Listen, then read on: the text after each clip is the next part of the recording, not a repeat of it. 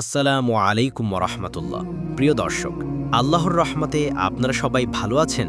বন্ধুরা, আজ আমরা কথা বলবো নফসের সংশোধন নিয়ে।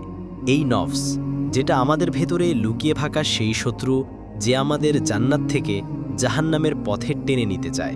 আল্লাহ সুবহানাহু ওয়া তাআলা কোরআনে বলেছেন, নফস তো সবসময় খারাপের আদেশ দেয়। সূরা ইউসুফ 53। নফস তোমাকে ফিসফিসিয়ে বলবে, আরও একটু গুনাহ করো। কে দেখছে? তওবা পরে করলেও চলবে, তোমারই তো ভালো লাগছে, করো না। এই নফসই মানুষকে শয়তানের চেয়েও বড় ধ্বংসের দিকে ঠেলে দেয়। কিন্তু ভাই, মনে রেখো, এই নফসকে জয় করা যায়, এই নফসকে সংযত করা যায়। তবে কিভাবে? ১.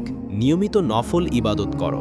রাতে কিছুক্ষণ উঠো, তাহাজ্জুদের 2 রাকাত যেন তোমার নফস ভাঙার হাতিয়ার হয়। 2. তওবা করো ঘন ঘন। প্রিয় নবী সাল্লাল্লাহু আলাইহি ওয়াসাল্লাম দিনে 70 বারের বেশি তওবা করতেন। তুমি আমি তো আরও বেশি দরকার।